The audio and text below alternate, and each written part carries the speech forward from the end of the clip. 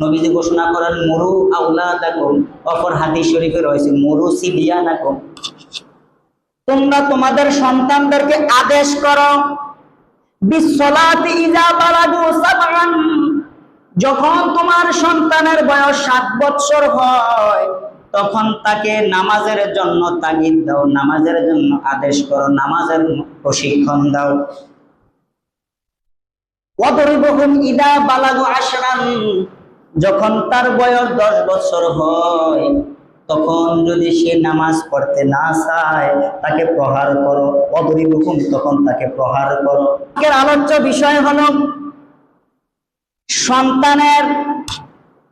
সন্তানকে লালন পালন করবেন, সন্তানের ভরণ পোষণের দায়িত্ব বাবা মায়ের। বাবা মায়ের কি কি দায়িত্ব, কি কি কাজ, তার সন্তানটাকে মানুষের মতন মানুষ করার জন্য বাবা মার উপর কি দায়িত্ব, ওই বিষয়ে আজকের আলোচনা। পবিত্র কোরআনুল কারীমের সূরা তাহরিমের 6 নম্বর আয়াতের মধ্যে আমার আল্লাহ তাআলা ঘোষণা করেন, ও আনফুসাকুম ওয়া আহলিকুম নার, ও দুনিয়ার মানুষ, ও দুনিয়ার মানুষ তোমরা শোনো, ও আনফুসাকুম, তুমি নিজেকে জাহান্নামের আগুন থেকে বাঁচাও, ও আহলিকুম নারা, তোমার সন্তানদেরকে জাহান্নামের আগুন থেকে বাঁচাও, আল্লাহ তাআলার নির্দেশ। সুতরাং বোঝা গেল আমরা নিজেরা নামাজ আদায় করি, রোজা রাখি, ভালো পথে চলি, আমার সন্তানরা ওই আমার দেখানো পথে, ওই আমার পথে চলে কিনা সেই বিষয়ে আমরা খেয়াল রাখতে হবে, ঠিক কিনা বলে। সূরা বাকারার 233 নম্বরে আমার আল্লাহ তাআলা ঘোষণা করেন, আমার আল্লাহ তাআলা বলেন, প্রত্যেকটা মা তার সন্তানকে প্রসব হওয়ার পরে 2 বছর দুধ পান করাবেন, 2 বছর দুধ পান করাবেন। এটা আল্লাহর নির্দেশ, আল্লাহর নির্দেশ 2 বছর দুধ পান করাবেন। আর বাবাকে বলেছেন, বাবা ছোট থেকে তার সন্তানরা খাবার দাবার, পোশাক, ওষুধপত্র যা কিছু আছে সকল কিছুর দায়িত্ব বাবার উপর। এটাও বাবার উপর কিন্তু ফরজ করে দিয়েছেন। ভাই বাবা, এখানে 2টা দায়িত্ব আমার আল্লাহ তাআলা ফরজ করে দিয়েছেন। মাকে ফরজ করে দিয়েছেন সন্তানকে 2 বছর দুধ পান করাবে। মনে হয়ে গেছে আরেক ঘটনা, কিছুদিন আগের ঘটনা। দেবীতারে এক হুজুর ওয়াজ করতেছে, হুজুর ওয়াজ করা অবস্থায় এক ছেলে যে বলতেছে, হুজুর আমার আন্টি বলছে আন্টির সন্তানদের জন্য দোয়া করতেন। কেন? ও কিছুদিন আগে কথাবার্তা নিয়ে কাটাকাটি কইরা আন্টির ছেলে, আমার ফুফাতো ভাই আমার ফুফুকে লাথি মেরেছে, হুজুর একটু দোয়া করেন তারা যেন আল্লাহ হেদায়েত করে। বাস্তব ঘটনা বলছি, দোয়া করেন তারা যাতে আল্লাহ হেদায়েত করে। হুজুর একটু দুষ্ট, তো হুজুরের দুষ্টামি করে বলতেছে, যা তোর আন্টিরে যাইয়া বল, তোর আন্টি এই ছেলেটাকে, তোর ফুফাতো ভাই যখন দুনিয়ায় আসছে তখন তোর আন্টি তারে 2 বছর দুধ পান করাইছিনি, যা খবরটা নিয়ে আস। যাইয়া বলছে, আন্টি হুজুরও তো এই কথা বলছে। পারে না, আমি তো দুধ পান করাই নাই, আমি গরুর দুধ খাওয়াইছি। তখন এই কথা খবর ওই হুজুরের কানে আসার সাথে সাথে হুজুর বলতেছে, যেহেতু তার উপর দায়িত্ব ছিল 2 বছর দুধ পান করানো, যেহেতু সে দায়িত্ব পালন করে নাই, ওই বাচ্চাটাকে গরুর দুধ খাওয়াইছে, সেহেতু ওই গরুর খাসলত তার ভিতরে আইছে, এই কারণে তারে লাথি মারছে। নাউজুবিল্লাহ বলেন। ভাই বাবা, বুঝা গেল কি? বাস্তব ঘটনা দ্বারা বুঝা গেল কি? আপনি আপনার সন্তানটাকে ছোট থেকে আপনার উপর যে দায়িত্ব, এই দায়িত্ব আল্লাহ তাআলা যে দায়িত্ব অর্পণ করেছেন, ওই দায়িত্ব যদি যথাযথভাবে পালন করেন, আপনার সন্তান দ্বারা কখনো আপনি অপমানিত হবেন না, কখনো লাঞ্ছিত হবেন না। আর যদি কোনো সময় আপনি আপনার সন্তান দ্বারা কোনো জায়গায় অপমানিত হতে হয়, লাঞ্ছনা হতে হয়, তাহলে বোঝা গেল আপনি অবশ্যই তার প্রতি দায়িত্ব পালন করতে ব্যর্থ হয়েছেন। বলেন ঠিক কিনা? সম্মানিত ভাই বাবা, মেশকাত শরীফের হাদিস, দয়াল নবীজি ঘোষণা করেন, মেশকাত শরীফের 362 পৃষ্ঠা নবীজি ঘোষণা করেন, যখন সন্তান ভূমিষ্ঠ হইলে তোমরা সন্তানের আকিকা দাও। 7 দিনের দিনে আকিকা দাও, এটা সুন্নাত। 7 দিনের দিনে আকিকা দাও, এটা সুন্নত। কিভাবে আকিকা দিব, নবীজি এটাও বলে দিয়েছেন। একটা পুত্র সন্তানের জন্য পরিপূর্ণ 1 বছর হতে হবে, পরিপূর্ণ 1 বছরের 2টা ছাগল, পরিপূর্ণ 1 বছর পূর্ণ হওয়া 2টা ছাগল দিয়ে তার আকিকা দিতে হবে। আর কন্যা সন্তানের জন্য 1টা ছাগল দিয়ে আকিকা দিতে হবে। 7 দিনের দিনে তার নাম রাখতে হবে, তার মাথা মুন্ডাতে হবে, মাথা কামাইতে হবে। এই 3টা কাজ সুন্নত। এই 3টা কাজ আপনি অবশ্যই করতে হবে। কেউ যদি আর্থিক অবস্থা খারাপের কারণে যদি আকিকা 7 দিনের দিনে দিতে নাও পারেন, পরবর্তীতে দিয়ে দিবেন। কারণ 7 দিনের দিনে দেওয়া হলো আরেকটা সুন্নত। যেমন মেসওয়াক করা সুন্নত, আপনি নামাজের আগে মেসওয়াক করা আরেকটা সুন্নত, ডাবল সুন্নতের সওয়াব পাবেন। আকিকা দেওয়া সুন্নত, আর 7 দিনের দিনে দিলে আরেকটা সুন্নত। ভাই বাবা, তিরমিজি শরীফের প্রথম খণ্ড 278 পৃষ্ঠায় নবীজি ঘোষণা করেন, আবু রাফি রাদিয়াল্লাহু তাআলা আনহু থেকে বর্ণিত, তিনি বলেন, একদিন আমি দেখলাম মা ফাতেমা রাদিয়াল্লাহু তাআলা আনহার ঘরে যখন হাসান ইবনে আলী অর্থাৎ হাসান রাদিয়াল্লাহু তাআলা আনহু ভূমিষ্ঠ হলেন, দুনিয়ায় আসলেন, তখন আমার দয়াল নবী কোলে নিয়া নামাজের আগে যেইভাবে আজান দেওয়া হয় সেইভাবে আমার নবী তার কানের মধ্যে আজান দিয়েছেন। বলেন সুবহানাল্লাহ। বুঝা গেল সন্তান ভূমিষ্ঠ হওয়ার সাথে সাথে তার ডান কানে আজান দিতে হবে, বাম কানে আকামত দিতে হবে। ভাই বাবা, আরেকটা কথা মনে পড়ে গেছে, ওই মৃগী ব্যারাম আছে না, মৃগী ব্যারাম, মৃগী রোগ বলা হয়। এই মৃগী রোগ মূলত কোনো রোগ না, এটা হলো একটা জিনের আসর। যখন সন্তানরা দুনিয়ায় আগমন করে আসে, তার কানে যদি আজান দেওয়া না হয়, তাকে ওই জিনে আসল করে। এক পর্যায়ে যেই জিনের আসরটা বেশি হয়, ভবিষ্যতে যখন তার বেশি প্রভাব পড়ে, তখন ওই মৃগী রোগের একটা সিমটম দেখা দেয়। সুতরাং বোঝা গেল আজান দিলে আপনার সন্তান খারাপ দুষ্ট জিন থেকে রক্ষা পাবে। আর যদি আজান না দেয়, তাহলে খারাপ জিন আপনার সন্তানকে আঁকড়াইয়া ধরবে। সম্মানিত হাজিরিন, আবু দাউদ শরীফের প্রথম খণ্ড 71 পৃষ্ঠার মধ্যে নবীজি ঘোষণা করেন, মুরু আওলাদাকুম বিসসালাতি ইযা বালাগু সাবআন ওয়াদিরুহুম ইযা বালাগু আশরান। বাবা মার কি দায়িত্ব সন্তানের প্রতি, সেই বিষয়ে আলোচনা করতে যাইয়া নবীজি ঘোষণা করেন, মুরু আওলাদাকুম। অপর হাদিস শরীফে রয়েছে মুরু সিবিয়ানাকুম, তোমরা তোমাদের সন্তানদেরকে আদেশ করো বিসসালাতি ইযা বালাগু সাবআন, যখন তোমার সন্তানের বয়স 7 বছর হয়, তখন তাকে নামাজের জন্য তাগিদ দাও, নামাজের জন্য আদেশ করো, নামাজের প্রশিক্ষণ দাও। ওয়াদরিবহুম ইযা বালাগু আশরান, যখন তার বয়স 10 বছর হয়, তখন যদি সে নামাজ পড়তে না চায়, তাকে প্রহার করো। ওয়াদরিবহুম, তখন তাকে প্রহার করো। কেন নামাজ পড়বা না? তুমি নামাজ পড়তেই হবে, এটা আল্লাহ তাআলার ফরজ। তারপর কি কাজ?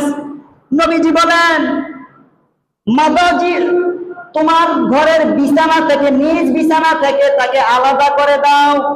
মাসালা, সুতরাং বোঝা গেল 10 বছরের আগে এই সন্তান আপনার সাথে একই খাটে থাকতে পেরেছে।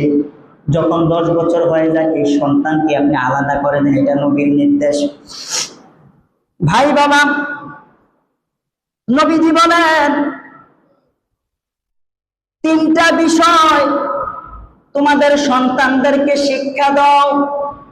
এই 3টা বিষয় কি নবীকে জিজ্ঞাসা করা হলো, নবী গো, কোন 3টা বিষয় আমরা সন্তানদেরকে শিক্ষা দেব? নবীজি বলেন, 1 নাম্বার আমি নবীর মুহাব্বত তোমাদের সন্তানদেরকে শিক্ষা দাও। বলেন সুবহানাল্লাহ।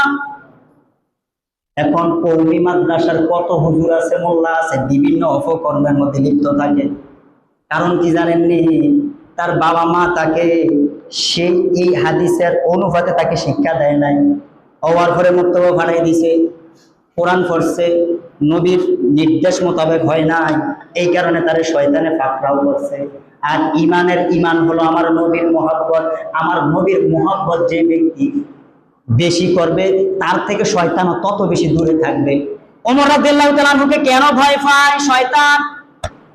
কারণ ওমরের ভিতরে এমন এলেম ছিল, এমন মহব্বত ছিল নবীর প্রতি, এই কারণে শয়তান পর্যন্ত ওমরকে ভয় পায়। আর নবীজি বলেন, তোমরা তোমাদের সন্তানদেরকে তোমরা 3টা শিক্ষা দাও।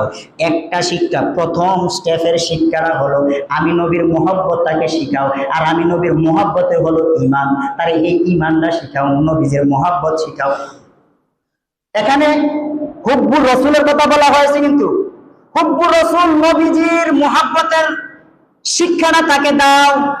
2 নাম্বার কি শিখাইবা? আহলে বাইত ও আহলে বাইতি। নবীজি বলেন আমার আহলে বাইত যে ফাকে পাঞ্জাতনের সদস্য, ইমাম হাসান, ইমাম হুসাইন, মাওলা আলী রাদিয়াল্লাহু তাআলা আনহু এবং মা ফাতেমা রাদিয়াল্লাহু তাআলা আনহা, এই তাদের সম্পর্কে মুহাব্বত করার যে দরকার, ওই মুহাব্বতটা তোমার সন্তানকে শিখাও। 3 নাম্বার স্টেপ হলো, 3 নাম্বার স্টেপে তাকে কুরআনুল কারীম তেলাওয়াত শিখাও। ভাই বাবা, আপনি প্রথম সিঁড়িতে কাইট না দিয়া দ্বিতীয় সিঁড়িতে উঠতে পারবেন না।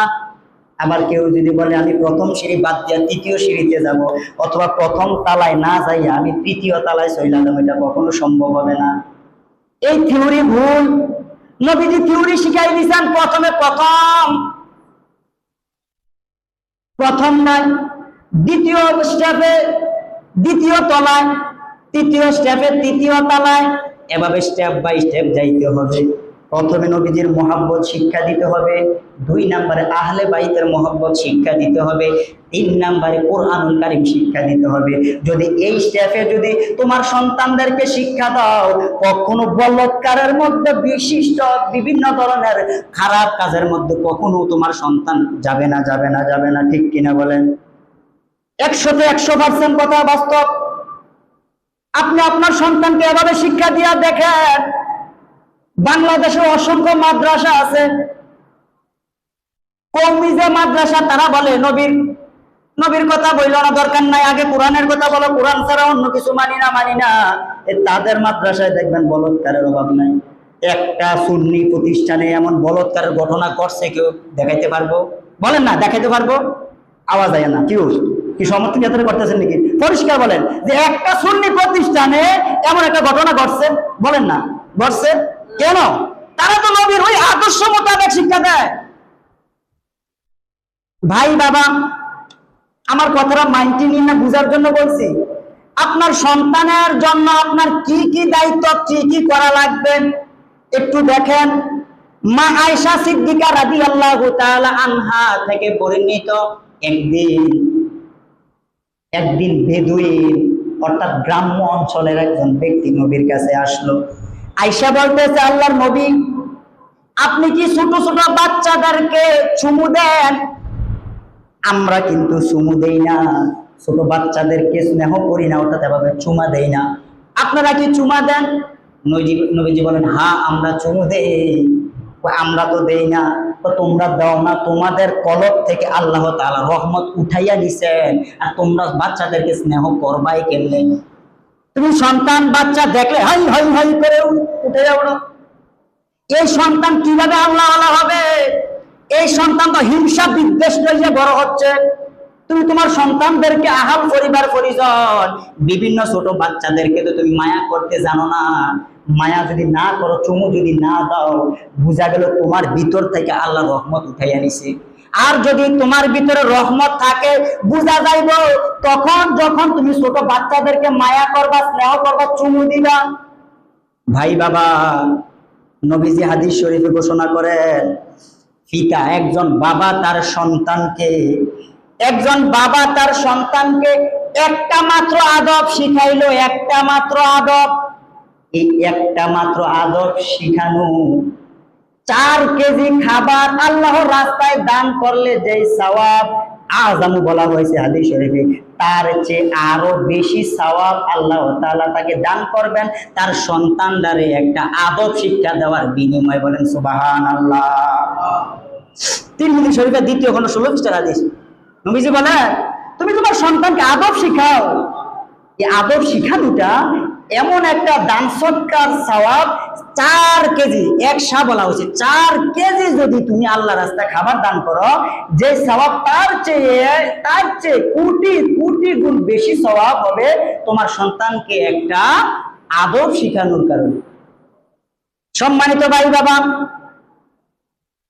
তিরমিজি শরীফের দ্বিতীয় খণ্ড 16 পৃষ্ঠা নবীজি আরেকটা হাদিস শরীফ ঘোষণা করেন, কোন বাবা তার সন্তানকে আদব শিখানোর এই যে একটা সম্পদ তাকে দান করলো, বাবা তারে সম্পদ দান করতে পারে নাই, টাকা পয়সা দান করতে পারে নাই, কারণ তার নাই, কিভাবে দিবে, কিন্তু তারে আদববান বানাইয়া গেছেন, আদব শিক্ষা দিয়ে গেছেন।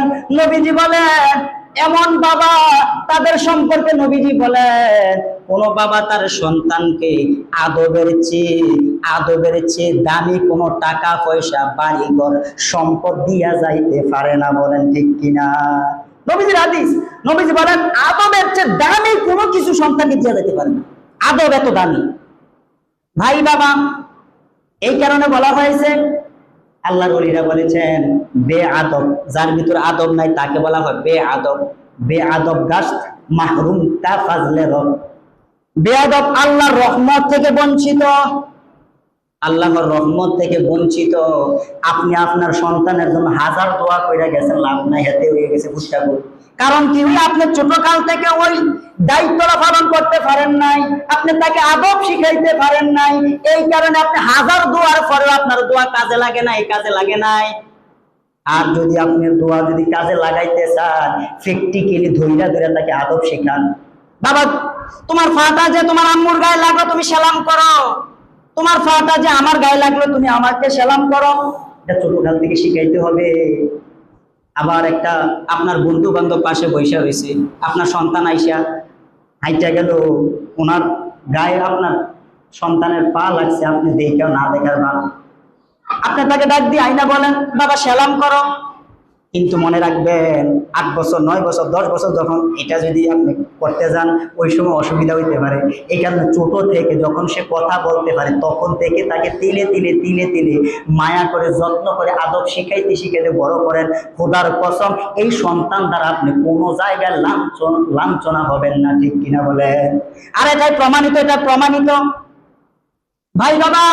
কত বাবা মা আছে তার সন্তানকে সম্পদ দিয়া যাইতে পারে নাই, কিন্তু এমন এলেম দিয়া গেছে যে এলেম দ্বারা সে তার বাবা মার খেজমত কি চিনেছে, এমন এলেম দিয়া গেছে সে এই এলেম দ্বারা অলিয়া উলিয়া চিনেছে, সে এই এলেম দ্বারা সমাজের মানুষদেরকে কিভাবে মায়া করতে হবে, সম্মান দিতে হবে, সে এটা শিখে গেছে।